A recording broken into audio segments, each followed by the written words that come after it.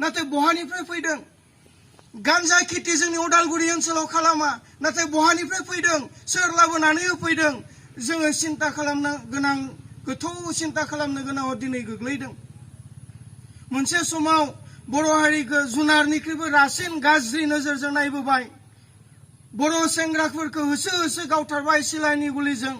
जायफोरा जोंखौ गाहाम मोना जायफोरा जोंखौ गादबनो नासयनो सोबख'नो नागिरो बै मानसिफोरा जोंखौ होसो होसो गावथारबाय काजिरङायाव जुदि मासे मैदेर गावथारोब्ला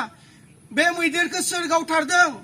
नायबिजिरो इनभेस्टिगेसन खालामो बिनि उनाव हमनानै जोबथेसालियाव जोबनानै साजा होयो गावथारग्राखौ नाथाय बर' सुबुंफोरखौ हाजार हाजार गावथारबाय एनडिएफबिनि लिस्ट बायदियै 3,000निबो बांसिन सुबुंफोरखौ सिलाइनि गुलिजों गावथारबाय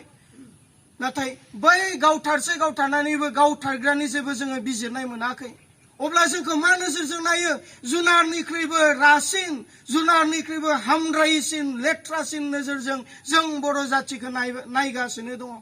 दिनै नुनो मोनबाय एनडिएफबिआ डिसबेन्ड खालामबाय हाथियार गथायबाय आरो एनडिएफबि साजायनानै बर' जोहोलावफोरखौ बर' सिख्लाफोरखौ बर' हिनजावफोरखौ आरोबाव सिलाइनि गुलिजों गावथारनो हालिया दिनै नुबाय आरो बिसोरो बेबस्था लाबाय बर' जातिखौ फोजोबनोब्ला सिलाइनि गुलिजों हानाय नंला बर' जातिखौ फोजोबनोब्ला ड्राग्सजों फोजोबनांगोन बर' जातिखौ फोजोबनोब्ला गान्जाजों फोजोबनांगोन बे हिदान्थ'आव जायफोरा जोंखौ गाहाम मोना जायफोरा जोंखौ बर' जाति हिसाबै थांनानै थानायखौ हास्थायाखै दिनै बे खामानिखौ मावगासिनो दङ बावैसो सिगांफोराव जोङो ड्राग्स साप्लायारफोरखौ एरेस्ट हमनानै पुलिसनो हरदों 15 दिनाव जेलनिफ्राय ओंखारबोदों 3 मासाव जेलनिफ्राय ओंखारबोदों आरोबाव एखे खामानिखौ खालामफिनदों सोर मावदों बे खामानिखौलाय मानो मावदों मानोना बिथांमोना सिक्रेट एजेन्डा दङ जोंनि बर' जातिखौ फोजोबनो थाखाय जाय गथ'फ्रा दिनै ड्राग्स बाहायबाय थादों बिथांमोनानो जोंनि भबिष्यतमोन बिथांमोनानो जोंनि समाजखौ सानसे दैदेनगौमोन बिथांमोनानो डाक्टार जागौमोन इन्जिनियार जागौमोन बिथांमोनानो आइएएस अफिसार एसीएस अफिसार जागौमोन नाथाय बिथांमोननि फिउचारखौ गान्जा सोबोनानै ड्राग्स बाहायहोनानै नस्थ' खालामनायखौ जों नुदों गिबिसिनथाराव फैसा गैयाब्लाबो ओरैनो रानना होदों जोंनि गथ'फोरनो लासै लासै जेब्ला एडिक्टेड जालाङो बिमा बिफाखौ दाबि धुमखि होनानैब्लाबो बिथांमोना ड्राग्स सोबग्रा जादों आरो जाय व्यक्तिफोरा ड्राग्स लादों दिनै जों हस्पिटालाव जुदि इनभेस्टिगेसन खालामो जोङो नुयो बांसिनानो 80% HIV पजिटिभ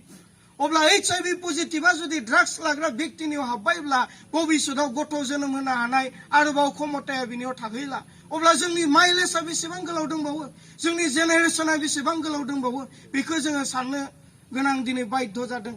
जाति हिसाबै जोङो बे पृथिबीनि बुहुमनि बिखानिफ्राय जोबस्रांनो थांगासिनो दङ जुदि बे गेदेर जेंनाखौ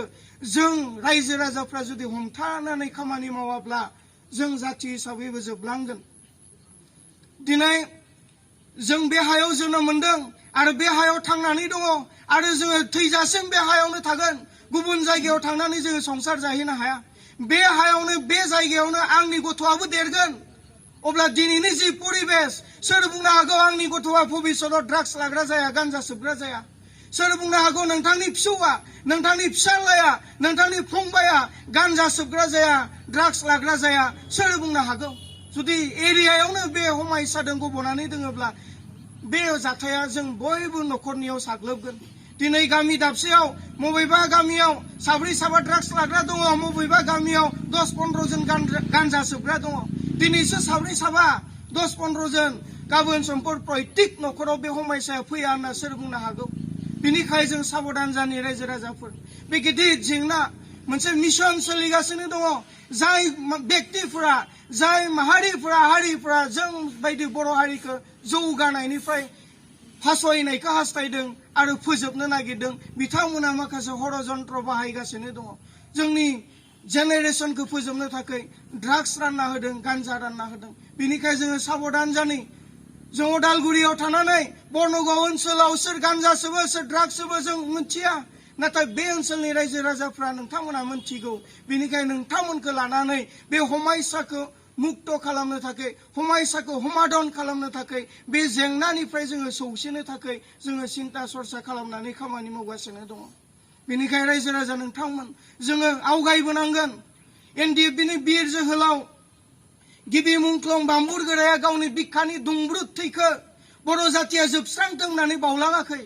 बर' जातिया बे हायाव जुग जुग थांनानै थाथों होननानै गावनि बिखानि दुंब्रुद थैखो बलिदान होदों। मुंख्लं खौलाया गावनि बिखानि दुंब्रुद थैखो दान होदों।